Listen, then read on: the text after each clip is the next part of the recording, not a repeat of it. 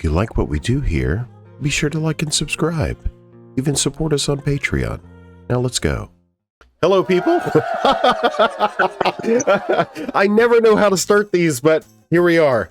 So today, this is, I think, video number 3 relative to the Your First series. The previous ones, obviously, if you haven't seen those, take an opportunity to go watch those at your convenience. But today, what I wanted to do is I wanted to bring my main man, Adam, Beach Bod God 69. Nice. You're such a clown, Clay.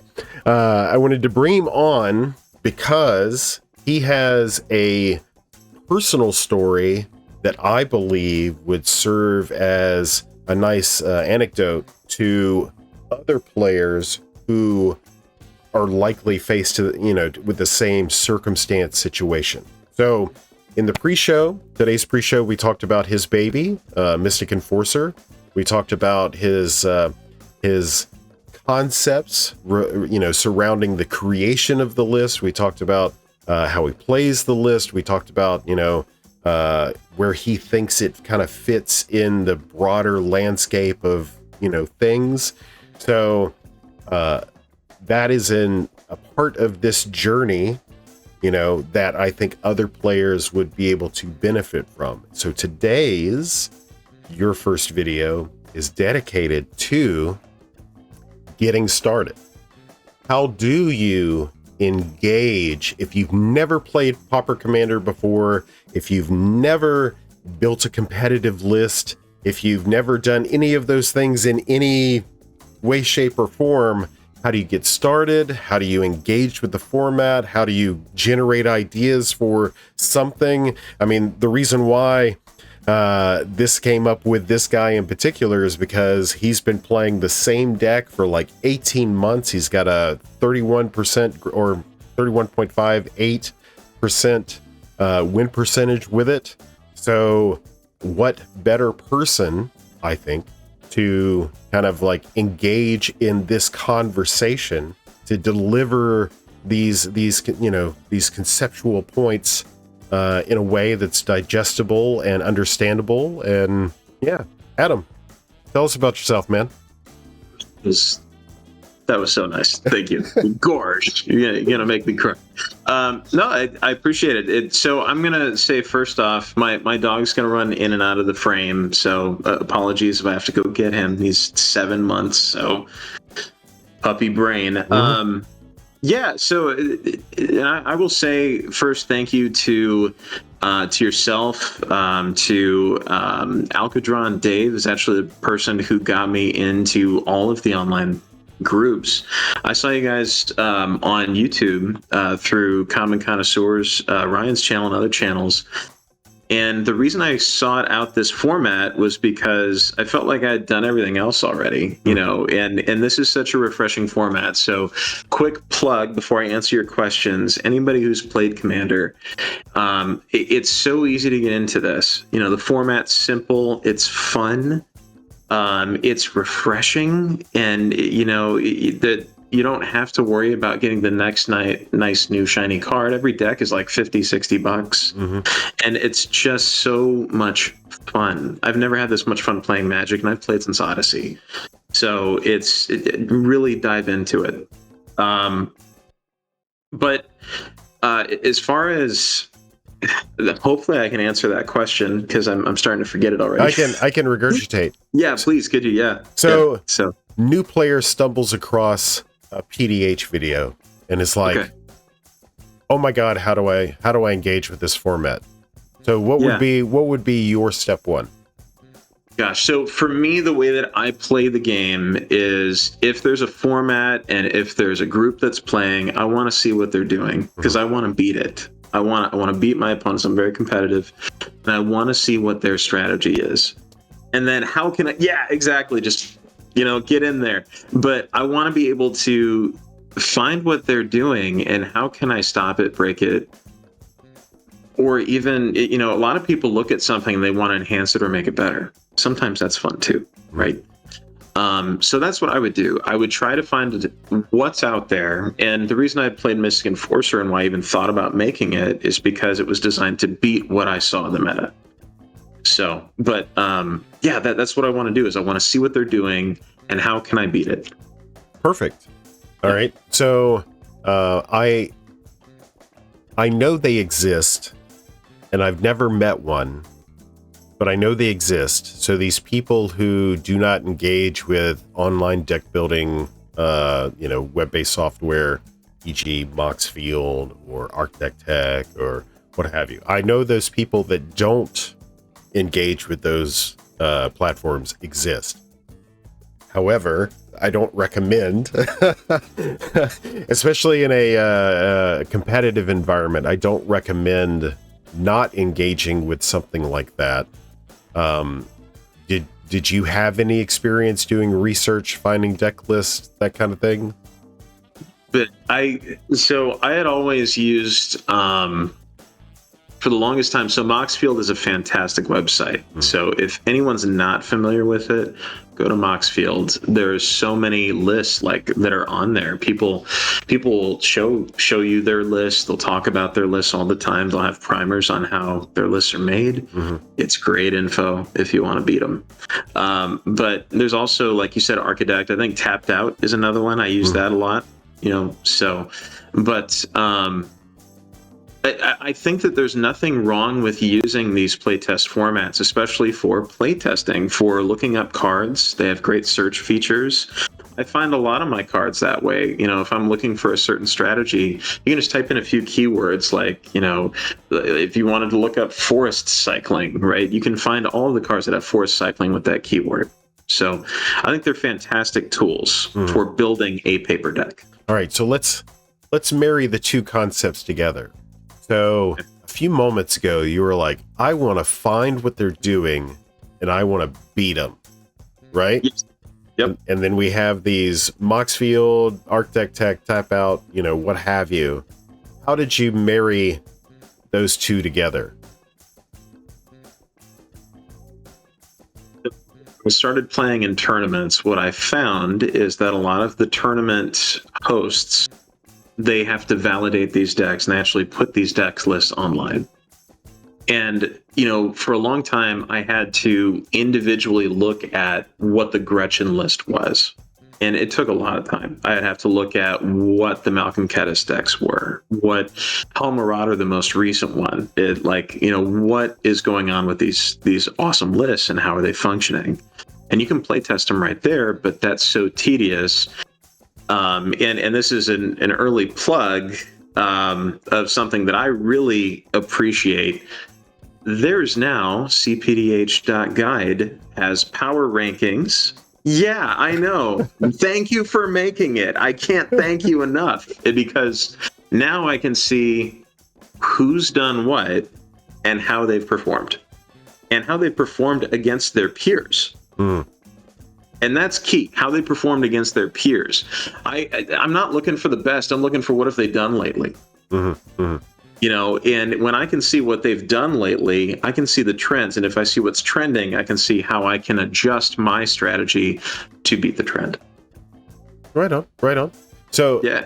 So relative to what they're doing, I mean, just to kind of tip the cards a little bit, you have some tournament experience. We can talk about that later, because they're babies. They're just getting into the format, and maybe getting into a tournament is probably a little distance to go. But relative to experience, for those who aren't yet ready to get into a tournament or what have you, did you find any videos or anything like that kind of demonstrated what they're doing? Yes. So depending on how deep a new player wants to go, there's a lot of great intro videos. Actually, you have quite a few beautiful intro videos on cPDH.guide.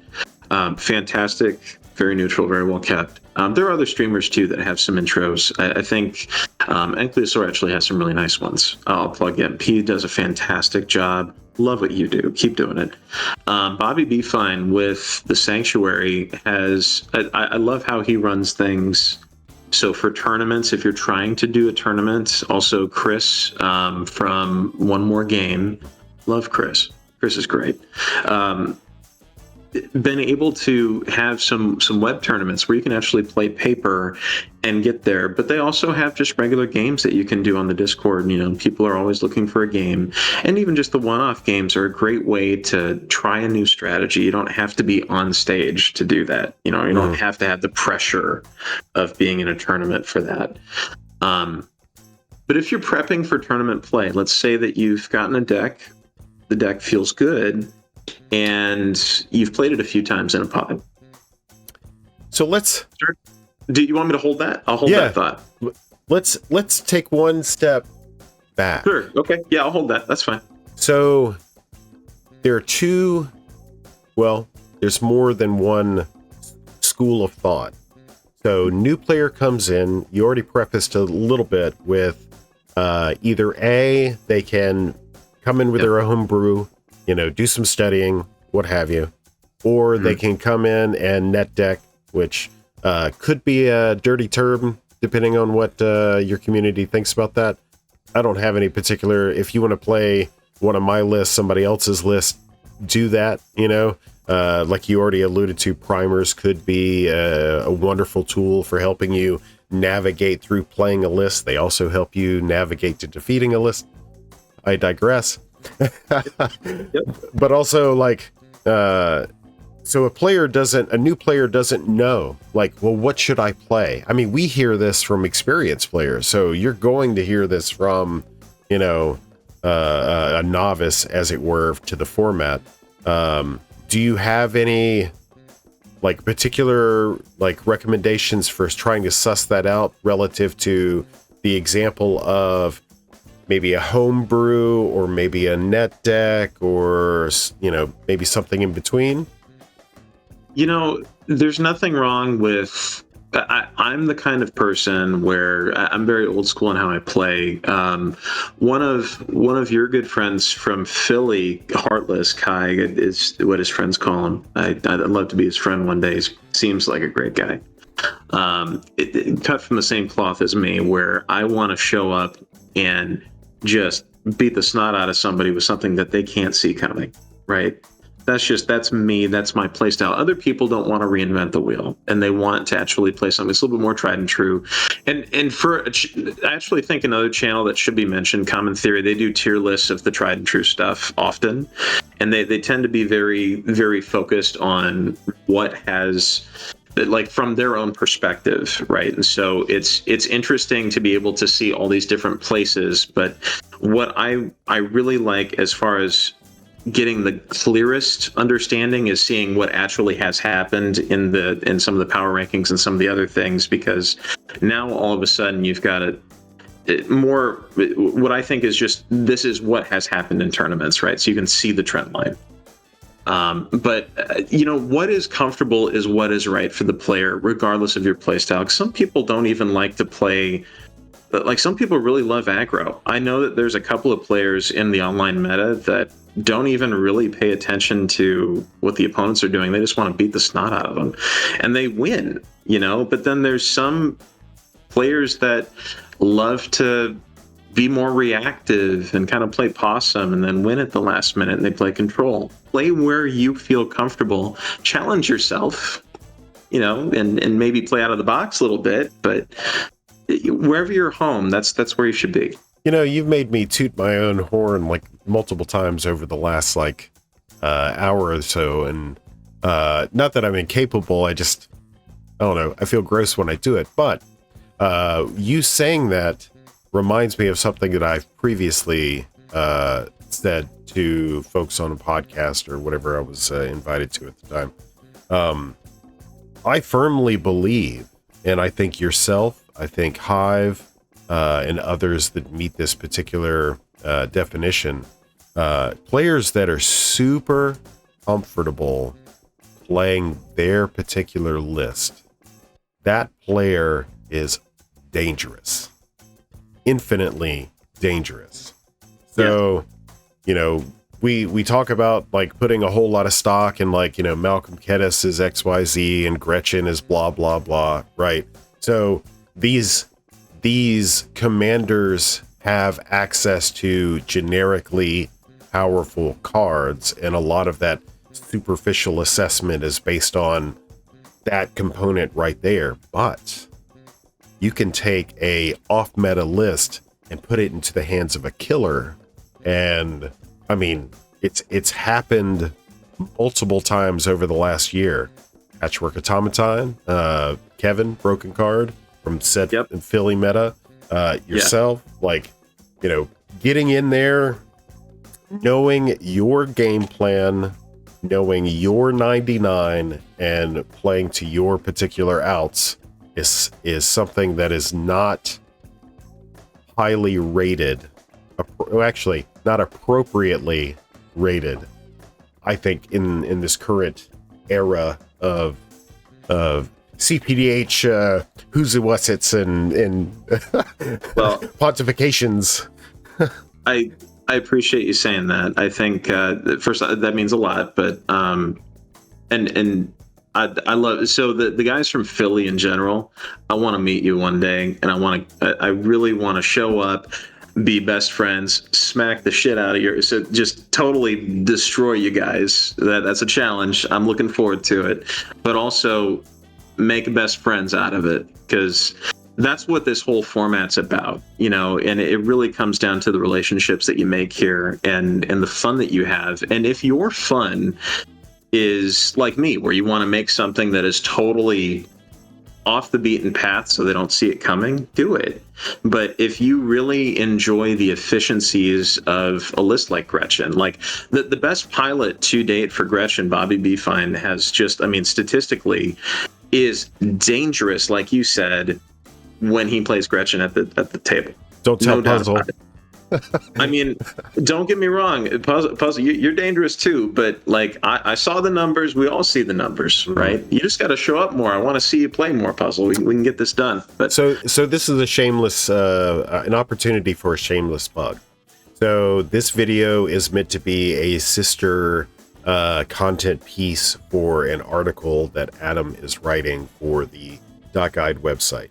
So there's certain items that he's talking about in the article that he's lightly making reference to here. So just, if you see this video, make sure you go to cpdh.guide, check out the articles, and depending on when you see this video, it's either the top article because they're organized by last release date, or it might be one down, or you might see another article by Adam, read that one too. Just read all of them. So yeah, shameless plug. Yeah, I'm excited about it. It's going to be great. Okay. So with regard to, so we've talked about generating ideas for brewing. We've talked lightly about available content, some resources, that kind of thing. Chat. Like, most Magic players are social, and most that are looking for a Commander-esque type format are social. So what about having conversations about these ideas and all of that? What has been your experience relative to that point? So playing something off the beaten path, the online meta, my experience has been that I get a lot of resistance trying to innovate, and that I'm gonna ask that the overall online meta does a better job of having an open mind to what may or may not beat what you've played or what you're about to play. I will say this, like, if something has done very well, right, there may be one or two reasons throughout those games that might not actually have to do with the deck that you're piloting, but the conditions in which you're piloting. And so the best deck is always, that's such a subjective term. I don't think that there ever will be one. And I think that it's so easy to get caught up in that. And so it would be a breath of fresh air, Giovanni, Gosh, sorry, it's my dog. It would be a breath of fresh air to see more innovation happen, and I just want to embrace that. I want to. If I were to wave a magic wand, this community is flooded with new ideas, flooded with new players, and flooded with, gosh, what do I do now? You know.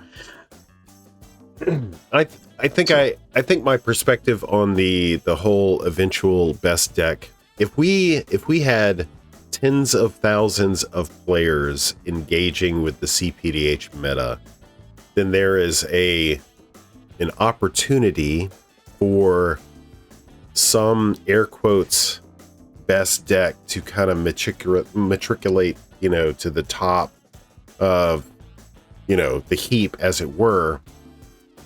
The problem is that a factor of actual best, or is there another contributing, like, overrepresentation? Like, I'm not going to say Gretchen's not the best deck, the best commander, because there's some results out there. However, it's also possible that there's an air of overrepresentation because it's almost in every single tournament and has been for the last, 2 years.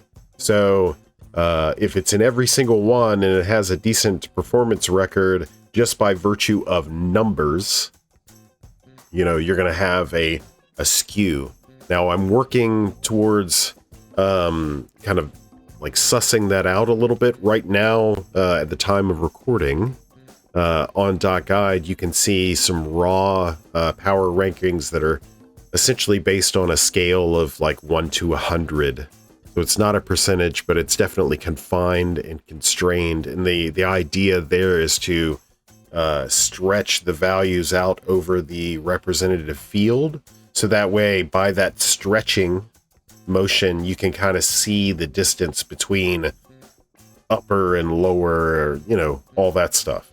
So once again, it's a subjective way that I'm influencing the data to make it look a particular way to actually exhibit something. Keep that in mind. Everything can be manipulated. So yeah. I'm working on adding a strength of schedule type calculation, a very transparent factor that can be viewed, so you can actually see by virtue of a number, what the quality of matchups over time for any particular commander. So that'll help, kind of generate a conversation around if they've had a lot of wins and a lot of success, but their opponent ranking score is low, then that can tell you that it's not as tested as you might think it is. So just lucky. Well, and so I want to point this out to anybody watching. Like Clay's doing this because he likes it. Like this is off the clock, just doing this because of belief in the meta. So you didn't ask me to say that. I'm just saying it because I'm realizing this, and I hope that everybody realizes this is a lot of it's excellent work selfishly, because now I can figure out what I want to build. So I'm grateful for that. But that is an extremely great sentiment, and I hate to darken it by. It's actually sometimes it's fueled by angst. Yeah, that's the appropriate. Things in life are. So, but yeah. What I want.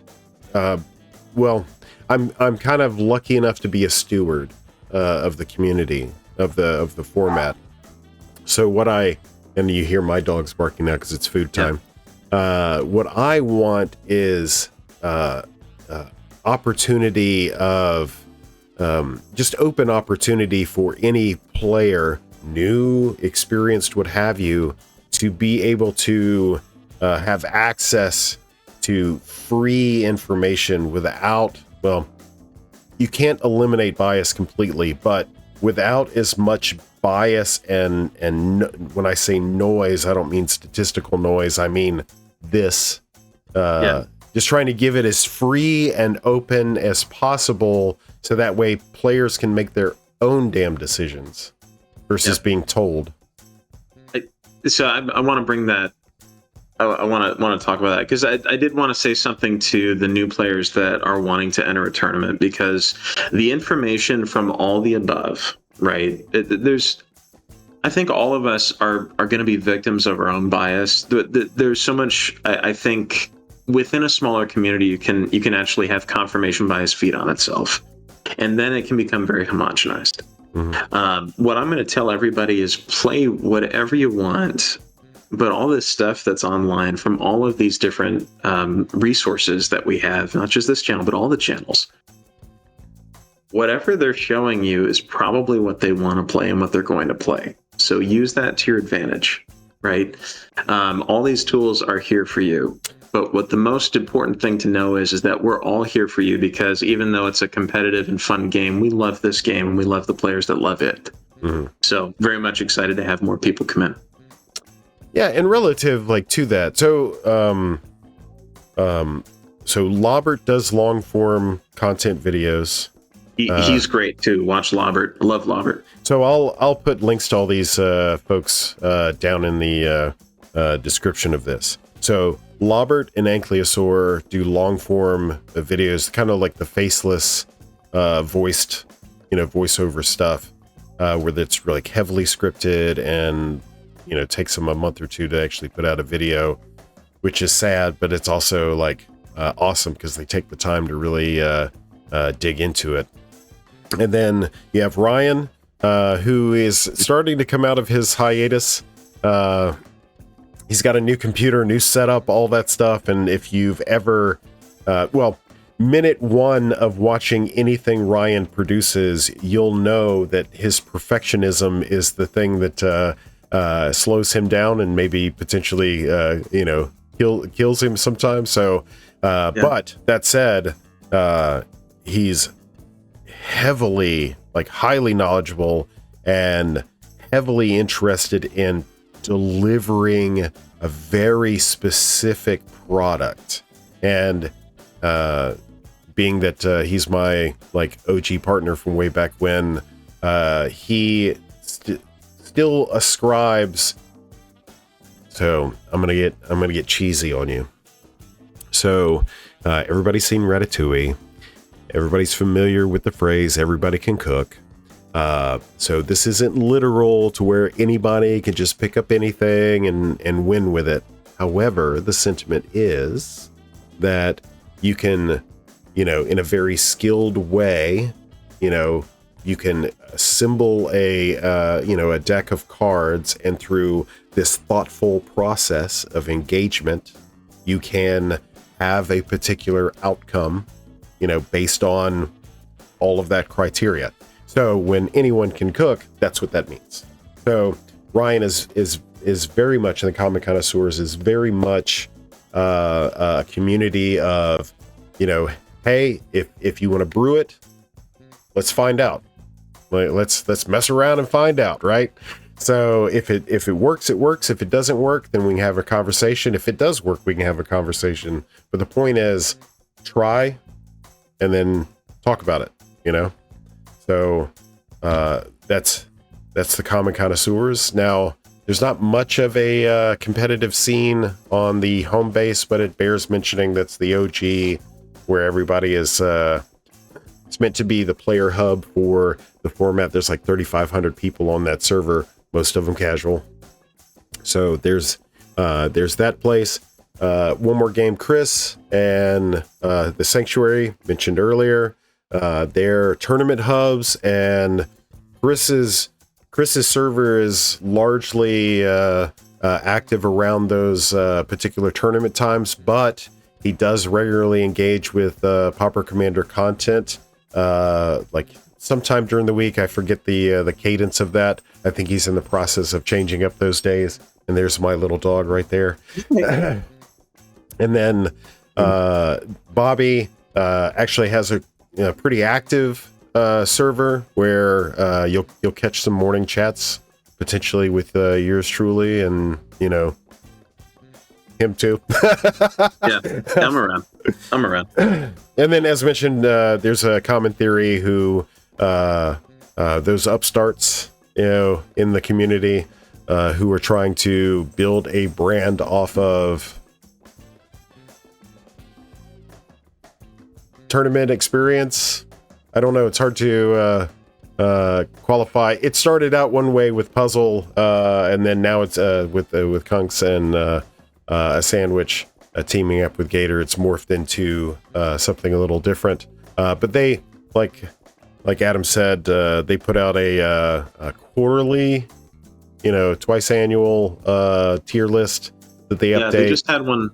They just had one come out recently, and they show what they do is they have a kind of a filtration to what they see are the top tier lists, which I think is good, but it shows you which way the wind has been blowing in from their own perspective. There is some filtering out and disqualifying of other strategies. So what I would do for anybody who is brand new, right, is I would take a look at all the above, take a look at everybody in the format, take a look at all these different channels, and get exposure, make friends, and find a game and play whatever feels right.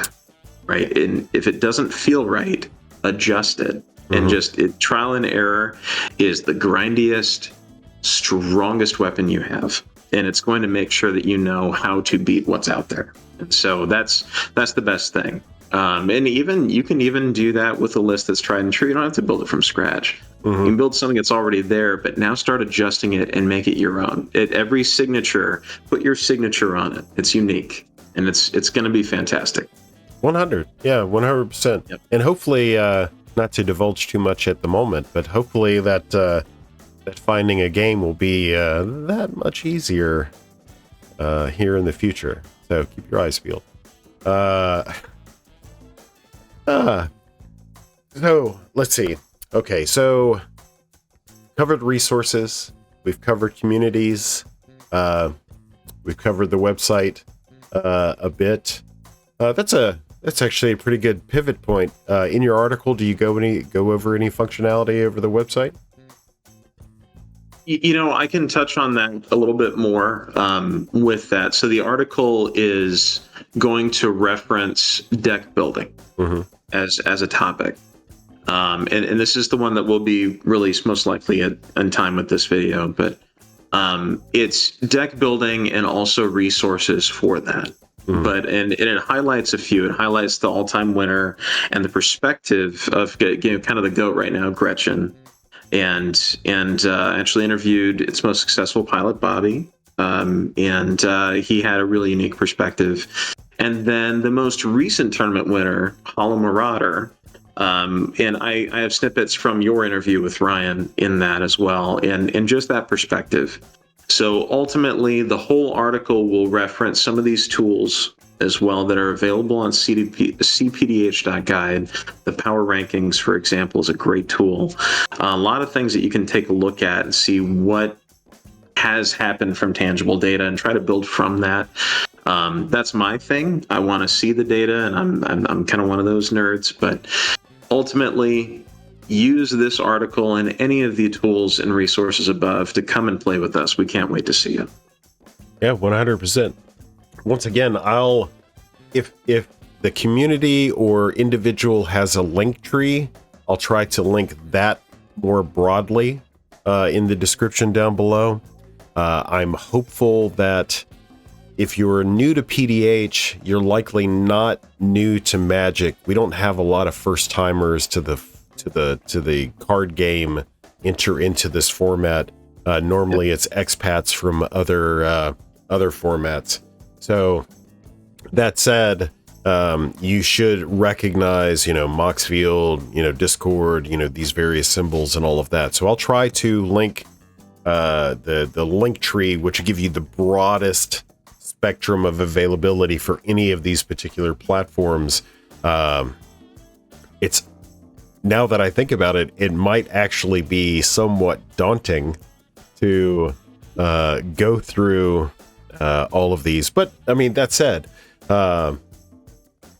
pick your entry point based on your comfort level. If you are the kind of person who really enjoys videos and having them run in the background, you wouldn't believe it, but I listen to an extraordinary amount of content, and it's usually while I'm doing something mundane, so I've got it running in the background. If that's your kind of jam, there'll be opportunities for that. If you're the scourer of deck lists and that sort of thing, plenty of opportunity there. A lot, like Adam said, most of the tournament organizers scrape the submitted lists and post them in a little bit of a sneeze. Okay, there we go. And post them on their personal Moxfield pages or their associated Moxfield pages, so you can see those items as well. Yeah, either... I don't know what a series of rabbit holes would be called, like a murder of crows, whatever. Yeah, no, I guess just a big collection of lots of resources out there for you. And I will mention this too, for anyone who is just brand new to the format and just wants the basics. The rules are on the website for the PDH home base, which is a fantastic place. Prof, believe it or not, did a fantastic expose on the format. So we all know, if you don't know the Tellurian Academy professor, come on, you got to check him out. But he did a fantastic expose on the format. So Pauper Commander for Professor. Go ahead and watch that video too. But really, some of the best videos come from the format itself. So, I will absolutely plug your stuff, Clay. I love watching your stuff. But then, Lawbert, Encliosaur, the Common Theories had a lot lately, great stuff, but also Common Connoisseurs has an abundance of just even unique builds out there that I think there's just so much. So come on in. We can't wait. The water is great. We can't wait to play with you. It's lukewarm and chest high. That's right. That's right. Sweet. Well, we're at about 37 minutes, a little shorter than normal, but that said, this it's really difficult to if we get too granular, then it will be overwhelming. What I'll do is I'll list all the resources in alphabetical order, just to maintain that sense of fairness for whomever is out there. List them in alphabetical order. Please feel free to dive in at your earliest convenience, or jump in head first. I'm not a cop, so if you have any questions. Now, what's interesting is normally I ask folks that come on, like, hey, where can people find you? So you're on Discord, but I think that's the only place that you're interacting with the format. Yeah, I mean, Discord in my Moxfield list, but I mean, like, you can find me on Moxfield, but I'm not a streamer. I just love playing Magic, and I've met some good friends here, so I got nothing to plug. But I can't wait for whoever. Beach Bod God 69. You should change it to like a slow, like, late night talk show host. That's what I should do. But yeah, can't wait to see you guys in Discord. Can't wait to play a game and beat you. Play against you. So absolutely, bring it. Yep. Yeah, absolutely. Yes. All right, folks. Until the next time. Let's see. The next one, from a calendar perspective. For you people watching this video in the far future, this has already happened, so feel free to go back and watch this. Actually, by that point in time, the end of year 2024 statistical report and analytics that we do quarterly here may or may not mean something to you. It just depends on how far away you are. If it does, go ahead and check that video out. If not, there's a lot of other videos here on the channel that can kind of scratch the itch, kind of get you there. So feel free to check those out as well. All right, my man, appreciate you. Thanks for coming on. I cannot wait. I'm talking in the future now. I cannot wait to drop this article. I can't wait for the fame and notoriety that you're going to receive for it. They're gonna whisk you away on the backs of unicorns or I guess that'd be Pegasi, and your orbit, your trajectory into orbit will be ascendant and achieved. So, well, thank you very much for having me, Clay. It's been a pleasure. You got it. All right, my friend. Let's close this sucker out.